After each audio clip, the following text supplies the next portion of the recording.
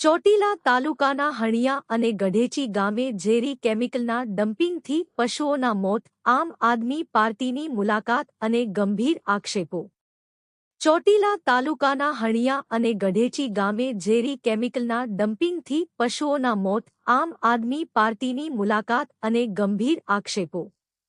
ચોટીલા તાલુકાના હણિયા ગામ તથા ગઢેચી ગામમાં ગંભીર માનવ અને પર્યાવરણીય કટોકટી સર્જાઈ છે।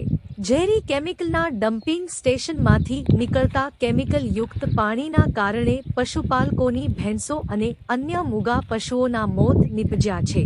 આ ઝેરી પાણીના સંપર્કમાં આવવાથી મોટાભાગના પશુઓ ગંભીર રીતે પ્રભાવિત થયા છે, જ્યારે સ્થાનિક લોકોમાં પણ ચામડીના રોગો થવાની શરૂઆત થઈ ચૂકી છે। આ ગંભીર પરિસ્થિતિને ધ્યાને લઈને આમ આદમી પાર્ટીની ટીમ, જેમાં રમેશભાઈ મેર, દેવકણભાઈ જોગરાણા અને રમેશભાઈ ખોરાની દ્વારા હણિયા અને ગઢેચી ગામની મુલાકાત લેવામાં આવી હતી। આ મુલાકાત દરમિયાન નેતાઓએ ભોગ બનનાર પશુપાલકો તથા ડમ્પિંગ સ્ટેશનની આજુબાજુના ખેડૂતો સાથે રૂબરૂ ચર્ચા કરી તેમની આપવીતી સાંભળી હતી।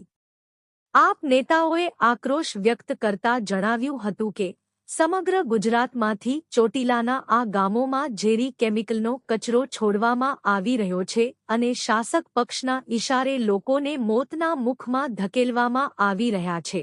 આ ડમ્પિંગ સ્ટેશનની નીચેથી નીકળતું પાણી માત્ર ચોટીલા પૂરતું મર્યાદિત નથી, પરંતુ તે સુભાદર ડેમ અને ત્યારબાદ ભાદર ડેમ થઈને ભાલકાંઠા સુધી જઈ રહ્યું છે।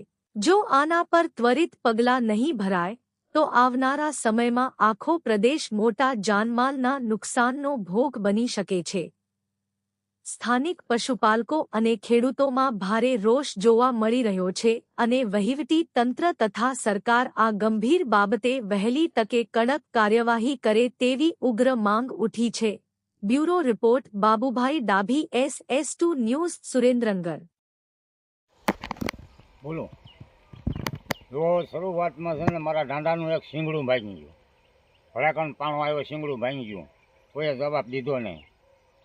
પછી ગામમાં ભેગા થયા, મેં ઢાંડાની શરૂઆત કરી તો કે એ વાત નહીં કરવાની, અને પછી મારે એક પાણો આવ્યો મોટો જબરો, અને બહુ રાંધતા, મેં કીધા એ ભાઈ આ પાણો આવ્યો, માણા મરી જાય ને તો મરી ગયા માઈ ગયા।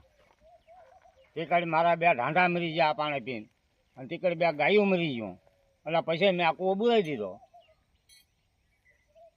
અને ડોશીને એક દિન 4 દાન દવાખાને લઈ જતો, હું બાજ્યો નહોતો, બોલ્યો નહોતો, હું અહીં મારી જમીન હતો તો મને નથી લઈ ગયા। મારું નામ ભોટાભાઈ બોગાભાઈ મેવાડા, ગામ મોટા હણિયા। અમે ભેંસું ભીડમાં સારવા જાય છે તો અમારી ભેંસું તરવાઈ જાય છે અને મરી જાય છે। અને બીજા નંબરમાં કે પાણી ખાડાનું આવે છે કંપનીનું, એવડે એ રાતે પાણી છોડી મૂકે છે અને દિવસે બંધ કરી દે છે। આપણે દિવસે જોવા જઈએ ત્યાં ફટકડી નાખીને સફેદ પાણી બનાવી નાખે છે।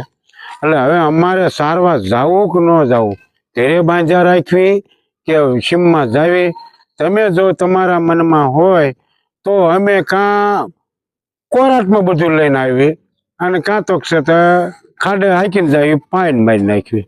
જે તમને સારું લાગે એ અમારી માથે કરો। બોલો।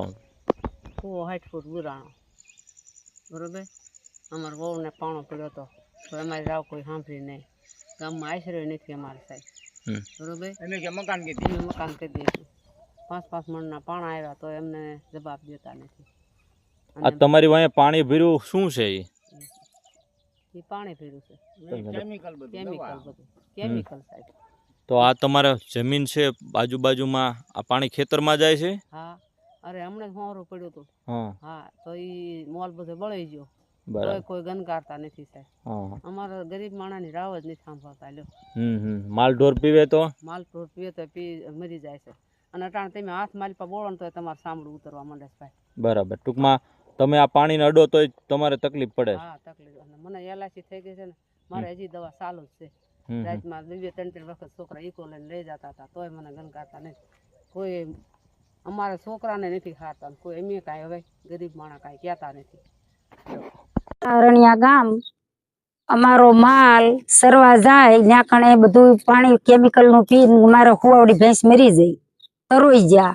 અત્યારે ઘરે રાખવી છે, બાળકોને દૂધ પાવી તો બાળકો બીમાર પડ્યા છે, તો બાળકોને અમે પાવું હું કોથળીનું દૂધ લઈને પાવી છીએ. માલ ઘરે રાખીને શું કરવાનું, પાણી ક્યાં પાવા જવું?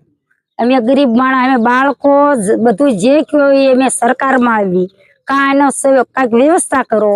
અને અમને છેતર્યા કે આ ડીસુનું કારખાનું થાય છે અને અમારી પાસે આવી રીતે સહી ત્યાં કરી અને ખાવા વાળા ખાઈ ગયા છે, અને ગરીબને મારે અમારી વાડી પડકે છે, કૂવો લાલ સોળ પડ્યો છે, બધી સિઝન કાંઈ થાતી નથી, બધું બળી ગયું છે. તો અમારે ખાવું શું? 8 મહિના વાડીએ રહેવી, 2 મહિના મકાનમાં આયા ઘરે રહેવાવી, તો અમારે જાવું ક્યાં? એ સિવાય તમારો ઉધાર નથી, બીજો કાંઈ ધંધો નથી કાંઈ. એટલે જે કયો એ રોજી રોટી મારા માલની, બીજું અમને કાંઈ હુસતું નથી માલધારી માણાને. તો આ પશુ બીમાર, છોકરા બધું બીમાર પડ્યું, એને શું ખવડાવવું? દૂધ દળની કોથળી લાવીને અત્યારે હાલની તારીખમાં પાવી, સા કરવી તો સા ફાટી જાય છે એ દૂધનો.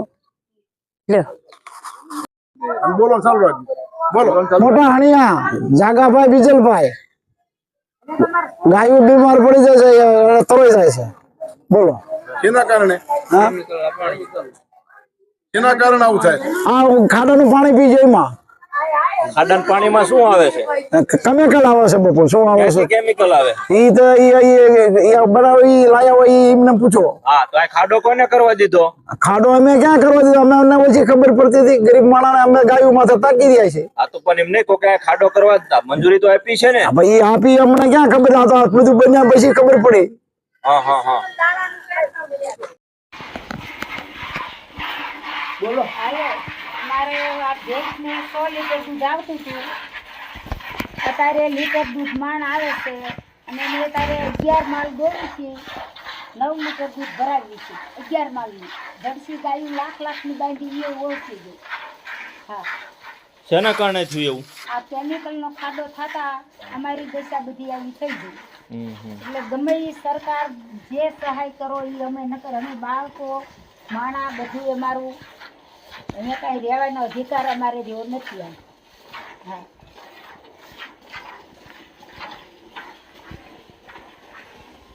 ઘરે રાખીશ બધું મારું.